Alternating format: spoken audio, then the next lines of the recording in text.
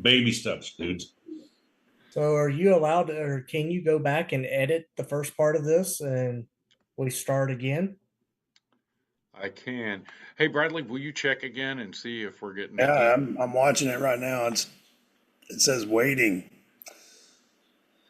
Why is that doing that now? Okay. Oh wait, Can I ask where you're seeing that? it's live. Can you go back and It's edit live. the first part of this? All right, cool. We start again. All But right. it might be a. Yeah, I'm watching it right now. It's Well, there we go. waiting. So, yep, we're good now. All right. And action. Part two. Well, Welcome back. Take two. hold, please, because it's live on this one, but not on that one. Let me. On what one? On Oh, the- he's got like multiple monitors. He's like one of those people that they got like 18 monitors in their office, and It's he's watching. It's live on mine for sure. I'm getting it. I'm getting a it might stream be a source new now. link.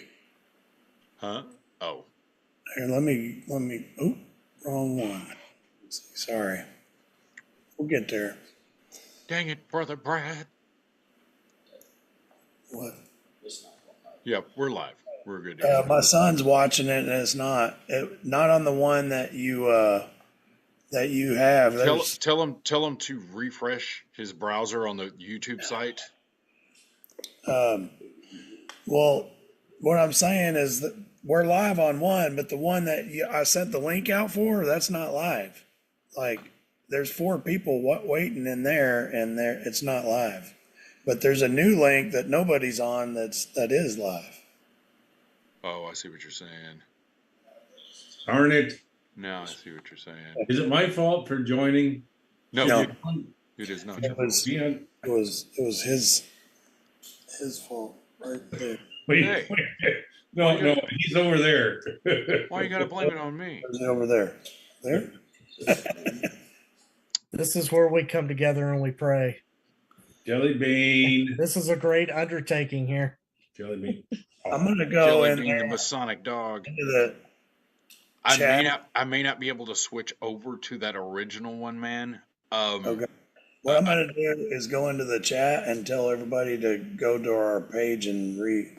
Yeah, if they just refresh the YouTube channel page rather, then they'll see the one that's live.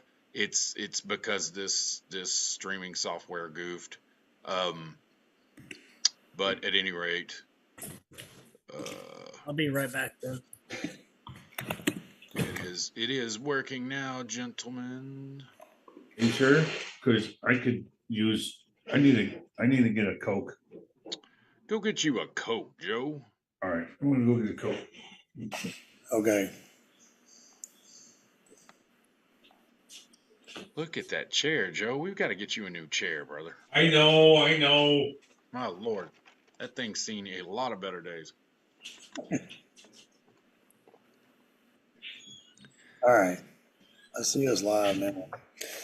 Yep, sorry about that. I think it's the order with which this streaming software gets open and how it does stuff, and so I'm still figuring it out. It's a little bit cryptic in ways, but at any rate, here we are. And so yeah, it was anyway. Well, all I was saying was I'm super excited about this one and what we're going to be talking about, but I do have to tell y'all before we begin, man, it was one of the most amazing Fridays that I've had in a very, very long time, and I gotta tell you why. Because I slipped away and went and had lunch with some of the brothers from East Dallas, and it was so cool to hang out with those guys and talk and just kind of build the fellowship and stuff on a day that I wouldn't normally get that. And so it was really good. And now I've got this, so it's like, it's Masonic Friday, bros. It's awesome. It's a good day to be alive, I'm telling you. But anyway, Brad, dude, take it away. Tell everybody kind of what we're talking about, man. Yeah, good evening, everybody. Thanks you for watching our show. First off, if you listen to this and you like it, subscribe. click the little bell to get all the notifications. We're going to try to actually do this live thing once a week. And we're still really new to this. We're not philosophers. We're not doctors. We're just ordinary, average, everyday Texan dudes. And we like masonry and we like talking about masonry and reading about masonry. And really, that's where we're at. We decided to pick a book, The Secret Teachings of All Ages by Manly P. Hall, just because there's so much in it, really. I mean, it is a thick book, and there is a lot of stuff just to talk about. And we decided that we wanted to start with this Hiramic Legend chapter number. Oh, this says chapter 16 in my book. Mine don't even have chapter numbers there, Brother Brad. Mine just has titles, so yeah. I just had to dig for it. In my audio book that I was listening to, it's chapter 15, but in this, it's XVI, which is 16. So anyway. And on mine, it says 19. Yeah. But anyway, so like, I wanted to talk about this because Hiram, Hiram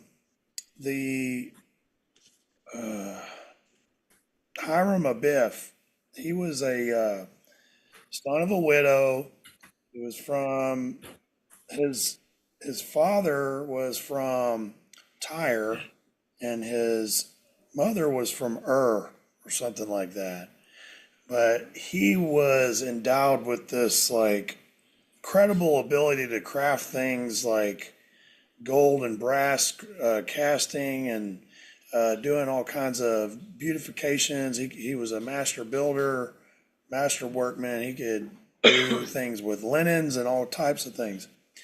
Anyway, this book, the chapter starts out talking about Solomon, and it says, I'll just read just the first little tidbit of it. It says basically, then Solomon, the beloved of God, builder of the everlasting house, the grand master of the lodge of Jerusalem, ascended the throne of his father David. He consecrated his life to the erection of a temple to God and a palace for the kings of Israel. So David, his father, King David, he had a friend, and his name was Hiram, and he was the king of Tyre, which is a country near Jerusalem, I think.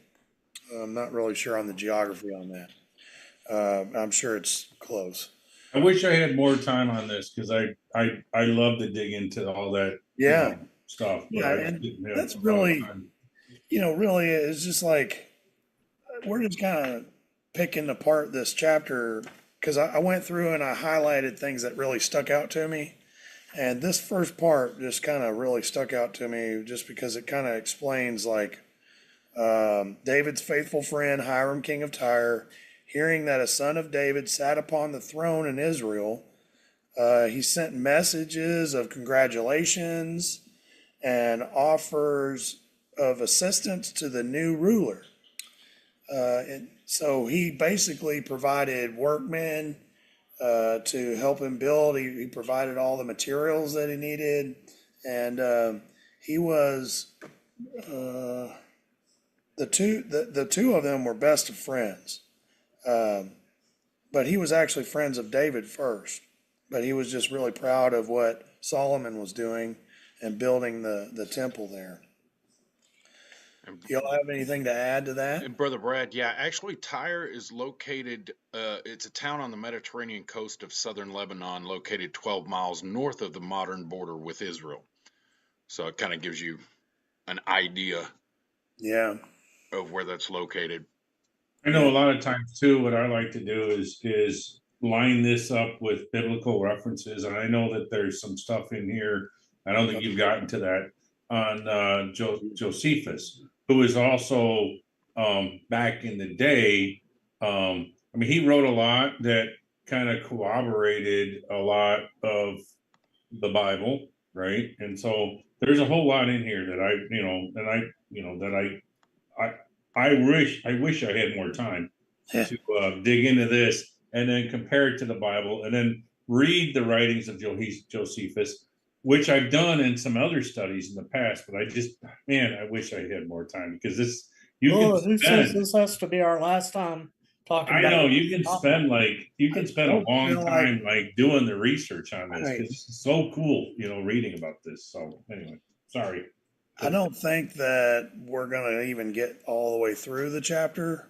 Yeah. So I think this is going to be a part 2 of this because In my book, you told me the other day when we were talking too, you said there was this was a 45 minutes and something just to listen to it. And there's only 10 pages in my book, of this, right? So it's not, yeah, it's tiny text, but it's not as long as what I right. thought The, it would be. So I could dig in this. Well, The the guy thing, narrating the audiobook version of mine reads with enunciation and Yeah. reads real slow, and he gives like emphasis to words and things, and Yeah. it kind of helps you resonate with what he's talking about too, in a way. I don't know if your audiobook does that. I don't do audio. No, I mean, Tony. oh, sorry, somebody else. a little bit. I bought the one that has like PDF. I can actually look at PDFs and all kind of stuff with it. So it's pretty in detail. the cool thing, guys, that I got out of this is when I first started studying any of this, I really thought of Hiram as like just the guy that built temples. Yeah. But to turn around and find out that he was really a master at, Brad, I think you were saying that just a minute ago, a master at metals, Yeah. gold. Well, there's the whole thing. It basically says, as the most cunning, skillful, and curious workman that ever lived, whose abilities were not confined to building alone, but extended to all kinds of work, whether in gold, silver, brass, or iron, whether in linen, tapestry, or embroidery, whether considered as an architect, statuary, founder, or designer, separately or together, he equally excelled. From his designs and under his direction, all the rich and splendor furniture of the temple and its several appendages were begun and carried on and finished. One thing I pointed out, I highlighted this, but it said Solomon, and this is interesting to me. This is interesting. I'm just going to read through it. I don't really want to add my opinion to it or not.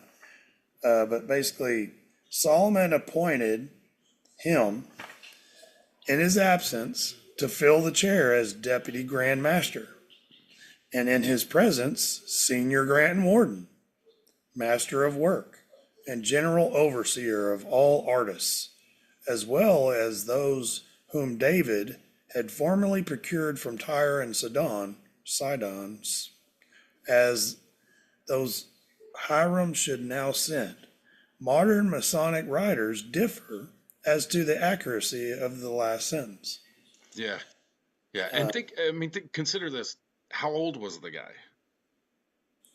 So to be that incredible at probably a young age at all of this stuff.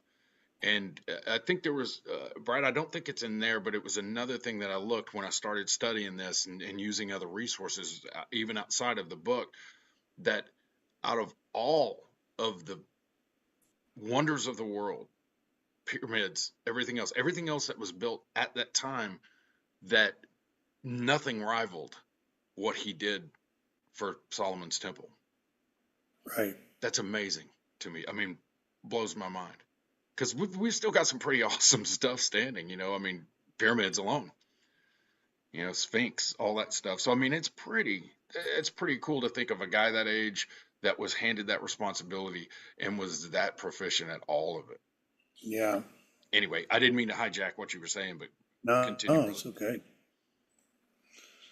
Let's see. I'll unblur my background because I want to put this picture of this. Yeah. This is in my book. I don't know if it's in In y'all. book. Yeah, it's in mine. Like an apron that has all these different symbols on it. It's got the checkered pavement and the pillars and the beehive and the pyramids and the trowel, the rough and perfect ashlars, the spade, the 7-leafed sprig of evergreen. There's 9 stars in that Ouroboros snake eating its tail. And there's like, the snake is black and white. And this little paragraph right here kind of explains all the little things in there, but that's pretty awesome. Yeah. And if you notice on the left-hand side, there's pyramids. Yeah. Yeah. Just talking about that. So it's funny because you ever watch like, and I'm just going to go off on a side tangent. You ever watch The Curse of Oak Island, and they talk about, the Templar treasure, blah blah blah, and they talk for some reason they go off into tangents on that show too, and they talk about pirates, right? And then I see in here in this right in that middle of that symbol that you showed, the skull and crossbone that's on a pirate flag that they always fly.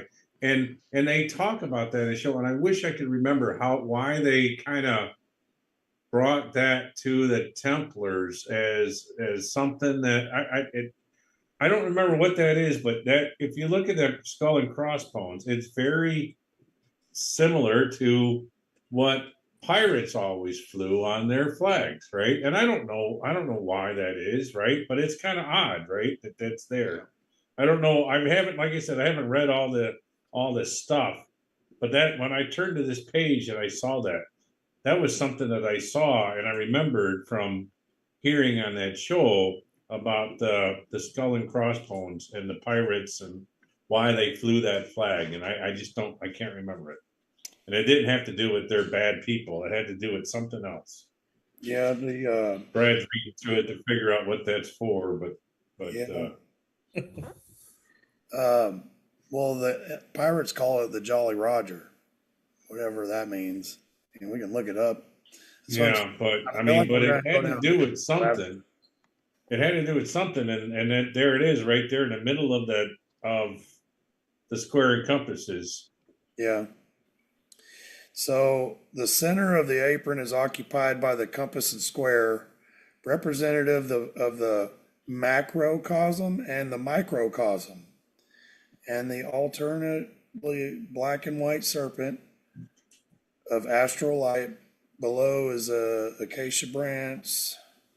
So the skull and crossbones are a continual reminder that the spiritual nature attains liberation only after the philosophical death of man's sensuous personality. That's cool. Wow. Okay. Sensuous personality. Doesn't that look a lot like the flag of pirates as we've heard Arr, it? matey. And Joe, here's something interesting. The Jolly Roger is the traditional English name for the naval ensign flown to identify a pirate ship preceding or during an attack. So there's that. Couldn't tell you what that has to do with anything. It looks a lot like what's right here in the middle of that thing, Right. So. Yeah. So, why they threw that apron in, right? I wonder why they threw that apron in this chapter right there, because we were talking about the temple. I stumbled on that too when I first read that, and I started looking through, and I got to that. I was like, "Well, this is awesome," but I'm having a problem. Look, it's an odd place to put that thing. Yeah. Right? Because you're not really talking about an apron. You're not really talking about. I don't know. Yeah. Strange. So anyway, as we go on, the one thing that stuck out, the next thing really was then they were talking about the temple construction, and they talked about the Holy of Holies, sometimes called the Oracle, and it was an exact cube, each dimension being 20 cubits, which is, I looked that up, is 35 feet. Not big. So, a 35 foot by 35 foot by 35 foot cube. And I don't think they had a covering. I think it was just open? Yeah. Hmm. Well, eventually they had a covering, I guess, in the temple, but I don't know. In the desert or the wilderness in the Bible, the Holy of Holies didn't have. I mean, it was just a tent that was open. It just had walls, right? Coliseum, if you I don't will. know if it was open. I mean, yes, it had walls, but I thought it was a tent that had a covering or whatever. Really? I think I don't know. Yeah, I don't know. I'm gonna look that up. I never went to divinity school or nothing or whatever you call it. Right. Get on that, Joe, would you? Yeah, I have Enroll. lots of friends. If we really wanted to get into I have a lot of people who have gone to who Seminary. graduated from different schools. Like I got one that has graduated from Oral Roberts, and one that's graduated. A couple of people that have graduated locally from what's it called? I forget but anyway. But yeah, I talk to all the time. So guys that have their masters and PhDs and they're ordained and all that other stuff. So I don't, if we really wanted to delve into the biblical accounting, I could certainly No, ask. y'all see my screen? I Oh, see you. okay. Oh, There we there go. it goes. Now you're doing stuff. This is what I was talking about. Was this? See if it. Oh, that's the. Oh, I don't want to play that. Next thing I know, we're gonna come on, hear the noise. Oh, I thought you were gonna start playing music or something. Are you taking requests, Brad? Yeah. No, you're gonna show us a little something on modular grills. I was just trying to do a picture of the temple, like blow That's up. a YouTube channel, so it's gonna take do images. There you go. There's images. So yeah, here's the Moses's temple, and basically, I guess the Holy of Holies did have a cover over it, but the rest of the thing did. Wow. So tell me, Brad, how do you figure that that's what it looked like? Well, Because biblically, I don't think it really tells you all that detail. That is an artist's conception, I think. But I think if you read, it doesn't really go into that, I don't think. Yeah, I don't know. I don't think so. I mean, there's a lot of stuff that, maybe we think that it was, Right. but I don't think we can know because there are details left out of the Bible. And so maybe we have to guess, Yeah. And I don't like to guess. I like to know I think you and I were talking about something the other day about the earth being 6,000 years old versus, billions. And I was just like, I don't care, kind of thing. Right. So, Right. But their idea of 6,000 years and ours is different. How they calendar back then to now. Well, yeah, if you want, we can go off on a tangent on that if you want, but I mean, I'm not going to. Don't get me started. I had this actually after Brad and I were talking the other day or we were all talking on a text message the other day, and I went and Sunday I was talking to my pastor. No, it wasn't Sunday.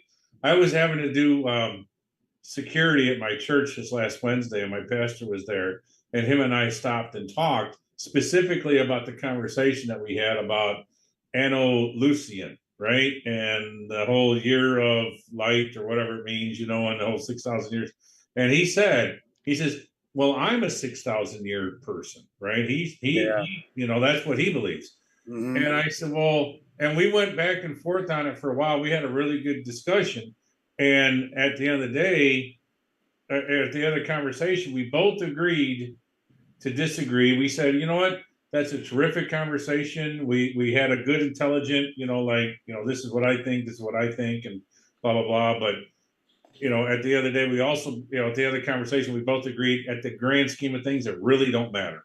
Right. Whether you're a 6,000 year person or a, billion year person, whatever. So, I mean, boy, we just got way off subject. It doesn't change the price of rice in China. Right, yeah. Yeah, That's doesn't change a thing, but it is fun to talk about. And you're right, Joe. It was all of us on the text thread going on and on about that, and but Yeah. it's fun to talk about. As long Right. as long Well, as I you mean, it was right. It's cool that we text back and forth and we're having this conversation. And then, like, I'm like, so, Pastor Bill, what do you think? And he's like, oh, I'd like, no, I'm sick. It's funny about how but it's also good to have an intelligent conversation about this stuff. And It makes growth. It makes you think different, yeah, different yeah, perspective. absolutely. yeah. So, But I still don't get the whole skull and crossbones thing in the middle of the flag. It don't make sense to me. In the middle of the. We may keep never seeking know. and you will find the answers. Yeah, Brian, well, I told you guys that I'm like so infatuated with the Hebrew language and working really hard to learn that, and I'm just starting. But the interesting thing that's in this chapter, and I hope I'm not skipping ahead and blasting your plan, but the name Hiram and the three syllables. Did you read about that? And um, and the very last syllable is a mem, or the final mem in the Hebrew language, and that in Jewish mysticism, mem is it's actually defined as the letter of water, symbolizing the spring of the Torah. Just as the waters of an underground spring rise upward from an unknown source to reveal themselves, so does the spring of wisdom rise up from the mysterious source that is God. And I liked it because it got my scientific brain, and I was like, well, wait a minute. The cool thing is how all this ties together, because the earlier two symbols are, they reference, the sun and the heat, and that hits all of the planets in the solar system. But the cool thing about the water, it got me to thinking. I was like, well, what is the one thing that NASA's looking for, SpaceX or anybody else, when they're looking or going to a different planet? They're looking for water. It's life, right? It's the indication of life. Yeah. And I just love how all of that ties together. For some reason, it just makes me feel good that it's just with a bow on top. It's perfect, right? right. I thought that was neat as can be. hmm Yeah, no, I was still thinking about this whole Holy of Holies and the temple as he's building the temple. Like my mind's kind of still there. So exemplified the influence of Egyptian symbolism. The buildings of the temple group were ornamented with 1,453 columns of Parian marble. And I want to go off on a little tangent right there. So Parian marble. Like we haven't already. Yeah. Good. Yeah. Well, this is a short tangent, but I just wanted to share a map of where Paros is the island that Purian marble comes from, and it is, you can see it there. So this island is right there. Can you see my cursor? Yes. Yeah. Yep. There. That's Paros is right there. Jerusalem is way over here. Whoa. And how did they know to find this fine marble to build this beautiful temple way across the whole Mediterranean Sea and everything, in the middle of all these other islands? So let me zoom in where that is. It's right over here. It just amazes me. Kind of I don't know if technology is the right word. Paros. The ability they had to build and the strength they had to do things. I mean, we have huge cranes, diesel powered, this, that. I mean, Yeah. part of me wants to say they were so much smarter then than we are now. Ancient marble quarries. Well, and think about the navigation that it took to get all that back. Yeah. Well, they didn't stars. Yeah. Yeah, that's pretty They amazing. had a lot better understanding of everything. hmm So I think if you watch like the Science Channel or whatever like that, they show you how it's probably built, right? When they say how it's made, or not the how it's made show, but like Ancient Wonders or whatever. Yeah.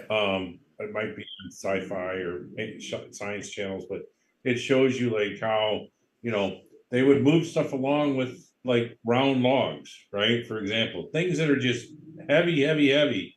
And they would put like logs, and we do that today in some cases, right? You put a log, and then when it gets off of that log, you put the log in front of it again, you keep pushing it. And they calculated like with the pyramids, like how many people it would take to build it, right? These big blocks. But it was like they had a bunch of people. And that's all they did was like work on the pyramid. They didn't like have you know, bunch of people that didn't work on that, worked on other stuff. But some of this stuff, it seems like miraculous to us, but it's because we can't comprehend having thousands of people working on the exact same thing. But you think about it, if you could all lift 100 pounds and you had 1,000 people lifting 100 pounds apiece, right?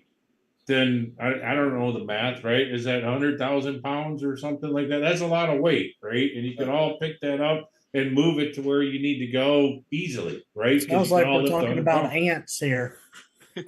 Right, exactly. And that's maybe what they did. Maybe that's what they studied was, oh, look at those ants. They're able to do it. But I don't know. I'm just saying it's not they had in my mind, it's not out of the realm of possibility. So they had 150,000 people building right.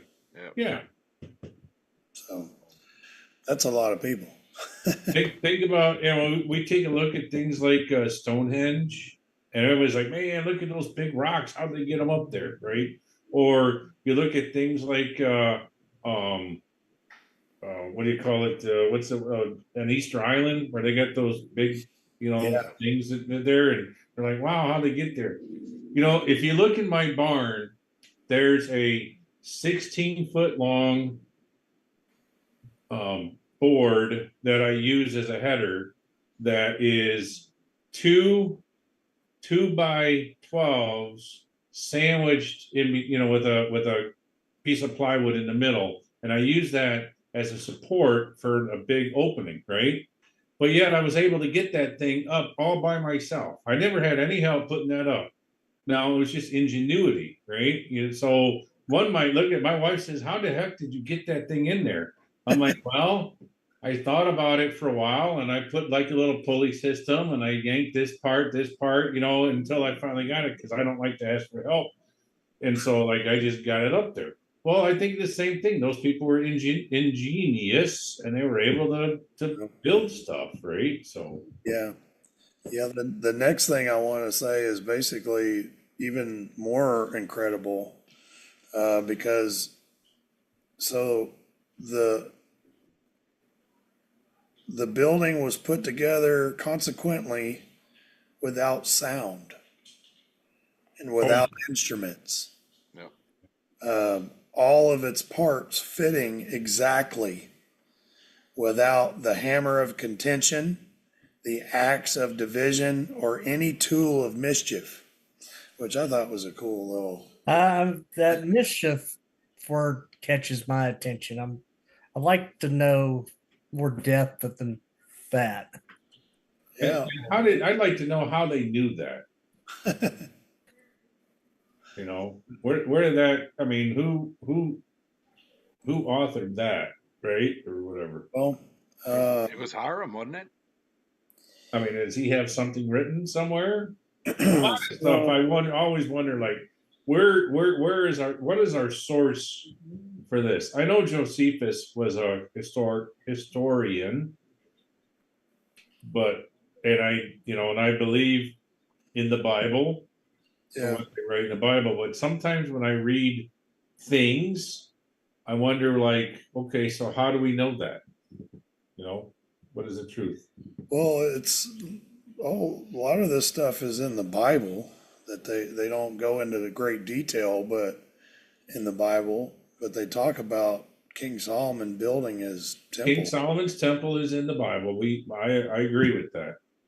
But when you talk about like, I would say it might go back to what Chris is doing. He's studying the Hebrew and Greek and such as that. So when you read the Bible in that translation, if you will, maybe it goes into more detail no, where now the King James or something It's like only that. it's only really that what I found is the translations vary because I mean, for instance, when in the book of Jonah in Hebrew it says, God prepared a great fish to swallow up Jonah. It doesn't say a whale. hmm It doesn't specifically say that. Although great fish, whale, really the same thing, but it's probably not the best right, of examples. But there are translation issues because there's, you know what I'm saying. So, right. but But the I I, Hebrew I don't doesn't give you additional details. Like it doesn't like go into a whole nother sub story about, oh, and know. the the bricks fit together with such niceties that, and there was no hammering. It doesn't go into that, right? So No. that's all somebody else providing those details. And I'd like to know, where did that person get those details from? Those are great details. I'd like to know how they got it.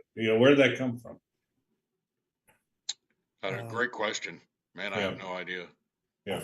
feel like that goes back to, and I'm drawing a blank. I wanted to say it was a Frenchman but it could have been a Frenchman because Mason started in England or Scotland, and but I was going to say who originally started Masons way back when or wrote about it, and I cannot remember his name to save my life.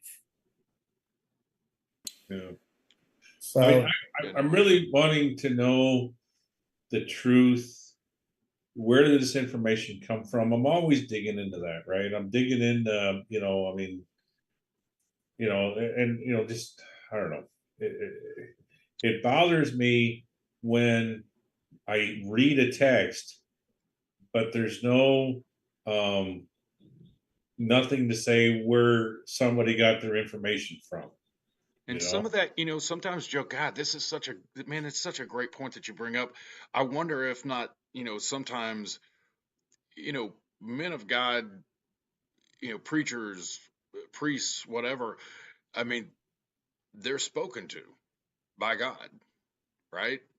I mean, they that's their calling, that's their life, and I wonder if maybe sometimes some of that information comes because it is like, from God to the preacher, to the priest, to rabbi, whoever it could be. I don't know. I'm guessing. I don't know anything, but yeah, I'm wondering yeah. if I that's where hear some you. of that comes from, and they have a vision, and they go, this, and God actually legitimately told them this is how this kind of was, and I wonder if maybe some of that came from there. I don't know. Yeah, yeah. I don't know. Might have all been good in the thought, Library of Chris. Alexandria at some point. Who knows, man? You know. I We like just, that thought. That's a good thought, Chris. Only thing I can come up with, dude. But that's also why we do this. Yeah, absolutely. Bradley, where you at, brother? I know we just totally Um, ran I know over. he just he We're he's we're all all like, wait a iron minute, sharpening I had iron something I here. was going to talk about, and no, now you I, guys just I threw it have all. no directional path or anything. I just have a bunch of stuff that's highlighted in my book that I've been hitting those points as we're going through, but it sparks questions and like what you're saying. Then that's what this whole thing is supposed to be. Like, it's not supposed to be me teaching you this stuff because I don't know. I'm not an educated person. I dropped Yes, out. you are. You were I the dropped. best darn air conditioning guy in Texas. Amen. Yeah. I'm a high school dropout with a GED, and I know how to fix machines. And this stuff is intriguing to me because it's part of who I am now. So uh, anyway, I have a thirst for knowledge right now, and we're going to talk about knowledge a little bit later. I don't know if we're going to get there just because there's so much, but I just wanted to mention that the cost of the temple. So this author um, that wrote something. What did he write? It says Dagon's temple, the first and the finest structures of Tyre and Sidon could not be compared with the eternal God's temple at Jerusalem.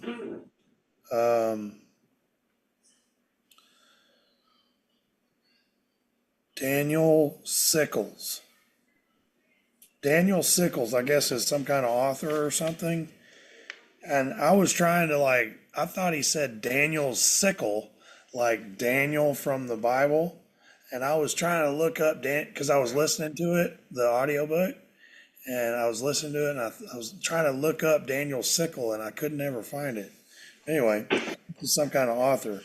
But he estimated that the temple, the cost of it was nearly 4,000 millions of dollars. So I guess 4,000 millions. Yeah, I guess that's 4 billion. No, it's like 4 trillion. 4,000 millions. Right. So if you have a million times 100, is that no? That's Yeah, no. 4,000 million. Yeah, that'd be 4 billion. 4 billion. $4 billion dollars. Which doesn't seem like a lot in today's dollars when you're trying to build a big building. Well, maybe it wasn't today's dollars. Maybe it was. I mean, Jerry's already done that in Arlington, hadn't he? Yeah, right. How much is that thing worth? Yeah. But so this thing had all kinds of stuff that was cast. So he talked about it up here. The brass and golden ornaments for the temple were cast in molds in the clay grounds between Sukkoth and Zeradetha, and the wooden parts were all finished before they reached the temple site. But from what I've heard is that the mortar in between the stones was gold. No. Yeah. Really? Yeah. Where was that at? Where's that at? That's something my friend told me. And whenever Nebuchadnezzar destroyed the temple, I've highlighted that on the next page over. So, but Nebuchadnezzar basically completely destroyed the temple. I need to read all that. Yeah. And that's when the Israelites were taken. Yeah. Yeah. Mm-hmm. Yeah. And that's when Daniel started working for Nebuchadnezzar. Right. Yeah, that's why I was thinking he was talking about Daniel's sickle. And I was like, but it's Daniel Sickles. It's some kind of author or something. I don't know. Yeah. So the next thing that really stuck out, they kind of go through the building of the temple and the figurative story of the grounds. And Hiram is master of the builders. He divided his workmen into different groups, entered apprentices, fellow craftsmen, and master masons. And then he gave each of them certain passwords and signs that they were able to, identify each other. And then a little further on down, so the body. So, okay. Yeah, this whole paragraph here is pretty wild. So there was 3 fellow craftsmen more daring than their companions, and they were determined to force, and it says Chiram with a CH, and I don't know if you pronounce the C or whatever, but I just call it. I got the C throughout my book. It's got the C in front of his name. Right. Yeah. So Chiram, they knew that he always went to into the unfinished Sanctum Sanctorum at high noon, and he would pray. And so these ruffians, it says these ruffians, and their names were Jubello, and Jubellum. And they laid in wait for him, one at each of the main gates of the temple. Chiram, as he was about to leave the temple, he was confronted and hit with this 24-inch gauge. A ruler. And then Chiram refused to reveal this. He had some kind of word that they called it the Master's Word, and this other guy basically Jubello, had a square and he hit him in the chest with it, and then the last guy Jubellum, he had a maul and he refused to give him the word, and so he hit him in between the eyes with the mallet, and Chiron fell dead. So the next thing that I highlighted was the body of Chiron was buried by the murderers over the brow of Mount Moriah. So Mount Moriah is a really interesting subject. Mount Moriah basically is this. Did our stream die or what happened there? What you talking about, Willis? Anyway, so Mount Moriah was the same place that Abraham took his son Isaac to sacrifice him, because God told Abraham to take his son up there and like sacrifice his son, and then that's when the angel stopped him and they sacrificed the ram instead. It's also thought that Mount Moriah is the place where Jesus was crucified. So that's pretty cool that all these things kind of tie all together. To me, that was cool, because I looked it up. I went down a rabbit trail and looked it up, and that's what it said. What do y'all think about all that? It's pretty amazing stuff. I wanted to just on something you hit on with his name. And I believe, if I'm right, I may be wrong, so please don't get mad at me if I'm way off base, but I believe that in the Hebrew language, when you see it written in those symbols, I think that's actually it's not a letter that we have in English. It's het is the actual, so you get that, and it resembles like Bach, the composer. And so I believe maybe that kind of comes, so you get that CHET or the CH on the front of that. I think maybe it's more like Hiram. I can't do the guttural thing. Hiram. There you go. I think that may be where that's coming from. So we're pronouncing it wrong in our traditions in the Mason. We're supposed to say Hiram. Hiram. And you just spit all over the guy that's standing in front of you. So that's all pretty cool. They go on to talk about how he was, what they did with his body, and how he was found, and that the ruffians were taken out. They were found. They tried to escape and they couldn't get away, and they were found.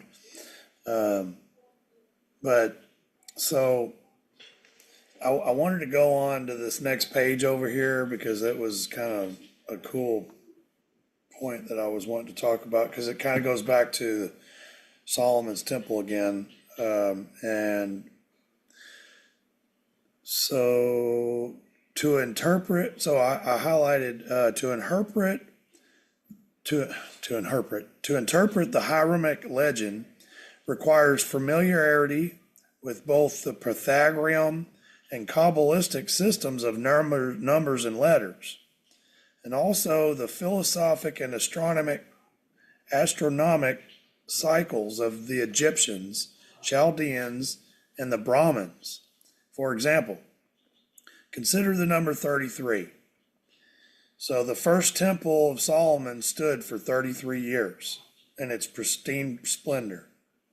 At the end of that time, it was pillaged by the Egyptian king Shishak, and finally, 588 BC, it was completely destroyed by Nebuchadnezzar, and the people of Jerusalem were led into captivity to Babylon. And you can see General History of Freemasonry by Robert Mackey. Robert McCoy. Also, King David ruled for 33 years in Jerusalem. The Masonic order is divided into 33 symbolic degrees. There are 33 segments in the human spinal column. That's crazy. And That's kind of cool. Jesus was crucified in the 33rd year of his life. So, man, there's like all this like.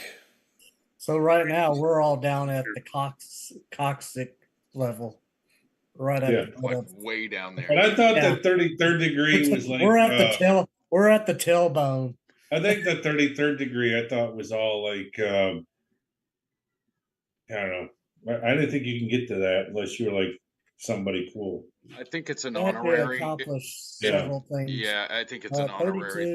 32 is fairly standard, but 33rd you have to do a whole lot of extra things and to get in. It's doable. Yeah. Very cool. And that's if you take the path of the York Rite.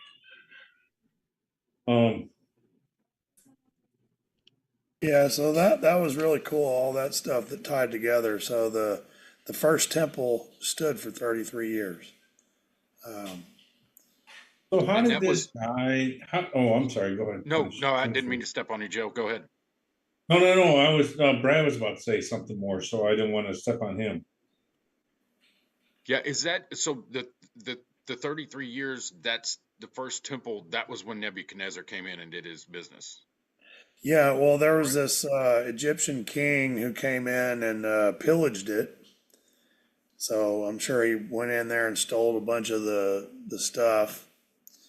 And then King Nebuchadnezzar actually came and they chiseled out all the gold mortar and everything out of there and destroyed all the walls and like dumped them all down the Mount Moriah. And today you can still find sections of the wall that are in rubble down at the bottom. Wow. Yeah. So real quick question. I was just doing a little research on the author, and it's in the book. You can read it too. So he wrote this book in 1928, and at the time he was 27 years old. He wasn't even a Mason. And he didn't get raised to become a Master Mason until I think 1953. Is that 30 right? years later. Right? Wow. So he's made something like anyway. He was raised on November 22nd, 1954. So he wrote this book at the age of 27 in 1928. He was raised to become a Master Mason in 1954. That's just crazy. I'm struggling, with that. I mean, where did he get all this knowledge, this information on Masonic, ritual, on all this stuff, right? If he wasn't even there's a lot of text here. There's a lot of information. Where did he get all this at the age of 27? Let's think about it, guys. We're all way past 27. At 27, I was doing anything but Masonry, right? If it wasn't in a bar, I wasn't doing it, So how did this guy might have been a really smart guy, but I need to dig more into him. I need to understand this book and what he wrote about and how he got this knowledge. I need to understand that. That's the crazy thing, Joe. That's what I was talking about, or I was trying to, what I meant actually earlier when you start talking about Hiram and the age he probably was. And the guy was absolutely brilliant at all these different things. And I look at me, I'll be 55 this year and I haven't done anything. You know what I mean? Accomplished zero. I've cooked 2 briskets today, and and 5 pounds of sausage, and I fed the cows, and that's about it. Yeah, that's what I did today. So it's a good day, man. But did you build a temple? No, not today. He is building temples tomorrow with all that brisket. Sure. Yeah. No one will go away hungry. Temples right here. Absolutely. I might take a little bit for myself before I deliver it to where it has to go. So anyway, all right, moving on. The next, you want to keep going, or you feel like that's a good stopping point for? I want to keep going a little bit longer. All right. I want to end on a couple of. I want to go through a couple more topics, and then end on one that's pretty cool. I will be quiet and let you do that so that we don't go too late.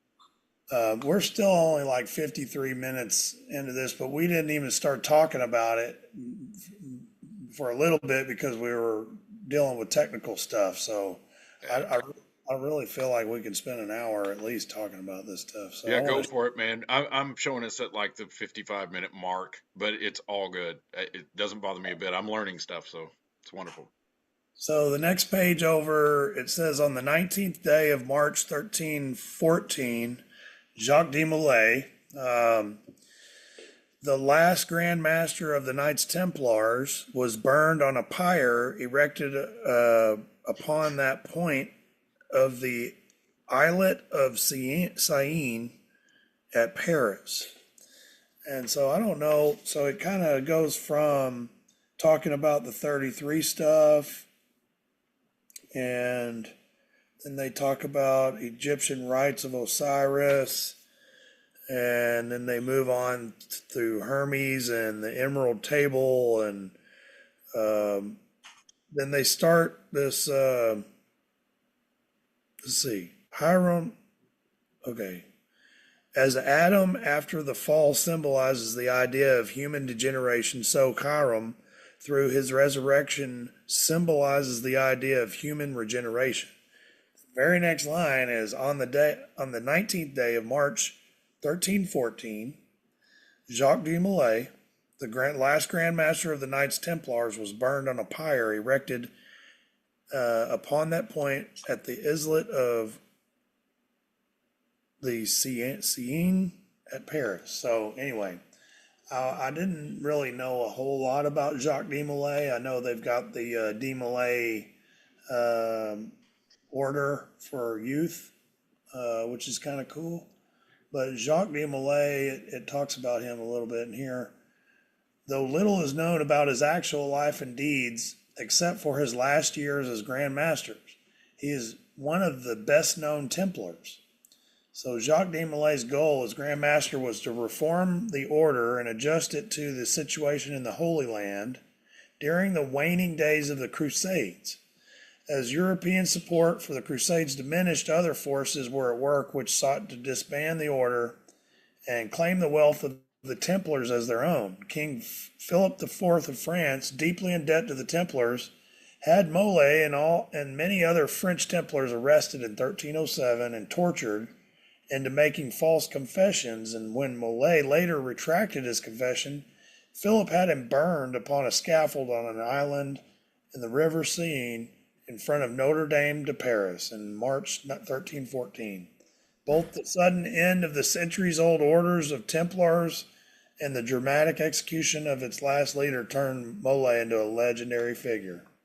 You know, crazy thing, Brad, you remember I was telling y'all about the documentary that's on Amazon Prime or whatever it is, it's 33 degree and 33 degree and beyond, something like that.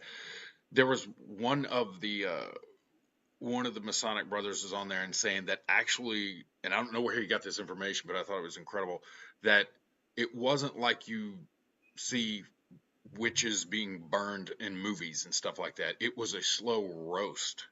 So this guy, the last bit of his life was just excruciating. Yeah. So you don't think he was just like put on a thing and then he just lit all the stuff around it on fire like you see on TV? You think they like kind of put him on a spit and roasted him over an open bed of coals or something? I have no idea. I just when I was watching that.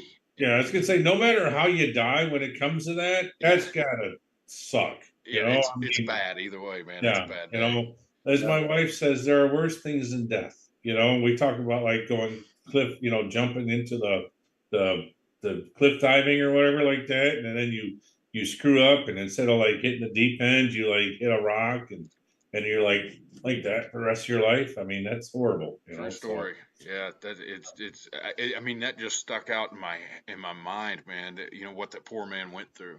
yeah, Yeah. yeah. There's yeah. I know when I was in the military, they talked about torture and what would happen if you were taken prisoner and how to deal with torture. But at the end of the day, I mean, I always said to myself, if that would ever happen to me, I'll like tell you whatever you want, you know. Sure. Here's what I know, right? Because they're just gonna. I mean, just shoot me. You know, I'll tell you whatever you know, so that you can just kill me. I don't know how anybody can deal with torture. That's. And Yeah. everybody says, "Oh yeah, I could. I'll show them. I'll muscle right through it. You know, I'm bad. I'm bad to the bone. But at the end of the day, no, I don't want to deal with that mess. You know, just shoot me." And they end this paragraph with that De Molay died maintaining his innocence and refusing to disclose the philosophical and magical arcana of the Templars. Which kind of I think they're making like a parallel with him and the Master's Word and Hiram, and you know how they're. So this next part, I feel like is really cool. I'm just going to read through it, but so to the this is what I want to end on, and it kind of ties all this together. So to the mystic Christian Mason, Chiron represents the Christ, who in 3 degrees raised the temple of his holy body from its earthly sepulchre. His three murderers were Caesar's agent, the state, the Sanhedrin, the church, and the incited populace, the mob. Thus considered, Chiron becomes the higher nature of man, and the murderers are ignorance, superstition, and fear. Yep. The indwelling Christ can give expression to himself in this world only through man's thoughts, feelings, and actions. Right thinking, right feeling, and right action.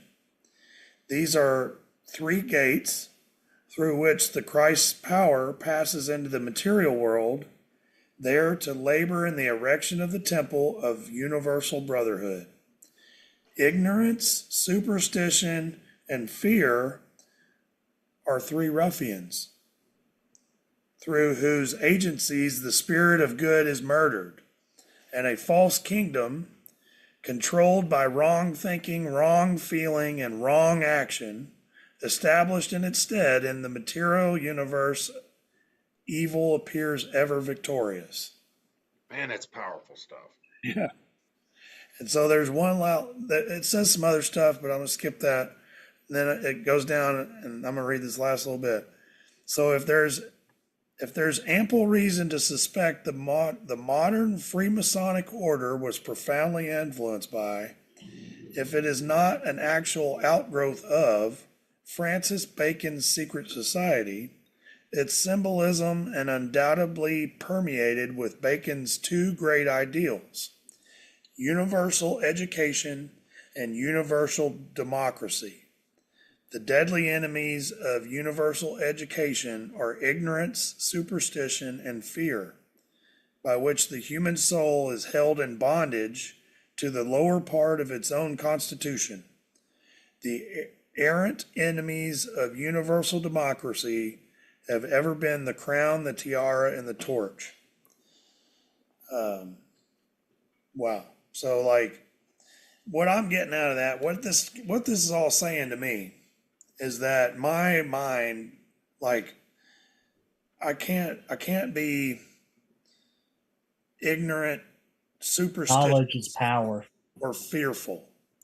I have to try to seek out this knowledge on my own and not be fearful of or ignorant to it. The democracy part, so I'm fixing to go to the East, right? I'm not searching for a crown or a tiara or this torch to hold up in front of everybody. Like, I want to share the light that I want to build Freemasons build with light. And with that light, I get that light from education and I share it with democracy. That was good. Yeah, it's killer stuff, man. I mean, that last paragraph, wow.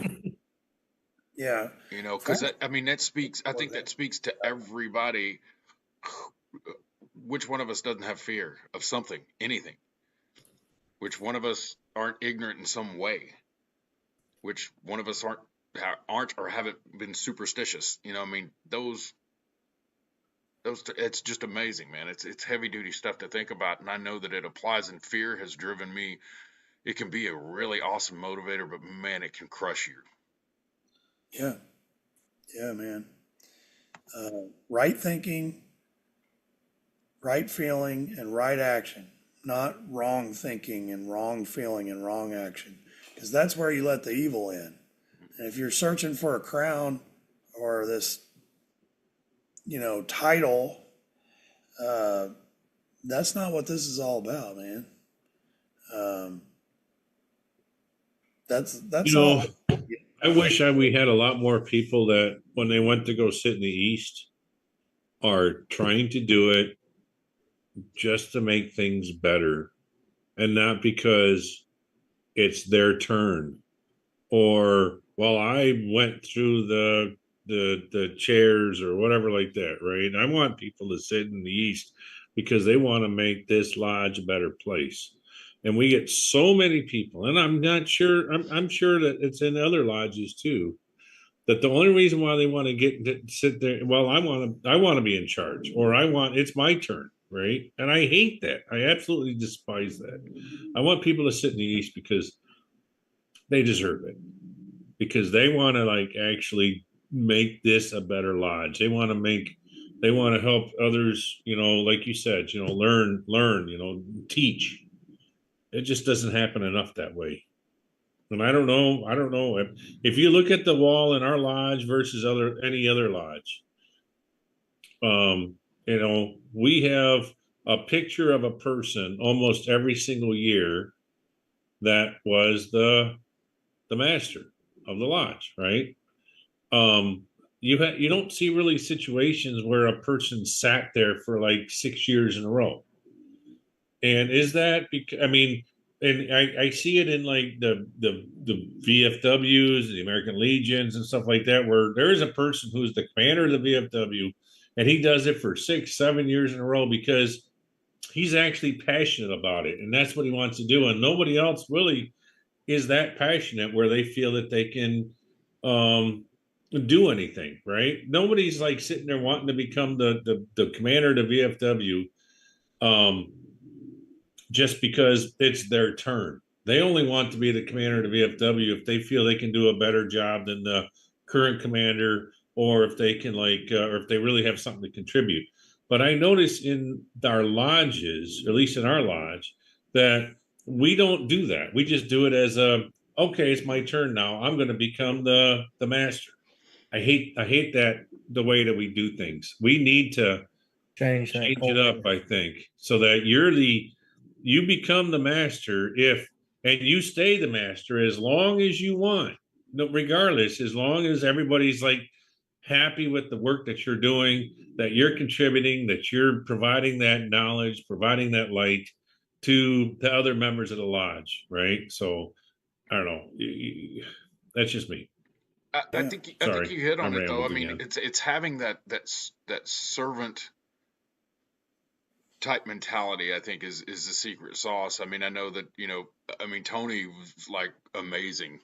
The year he set for me, because it was, I truly think he had that attitude of, serving the light, what Brad was saying. And I think that is just awesome. Brad and I have had the same conversation, had this conversation before about because everybody's saying, okay, well, Brad's going to be in the East this year. I'm in the West.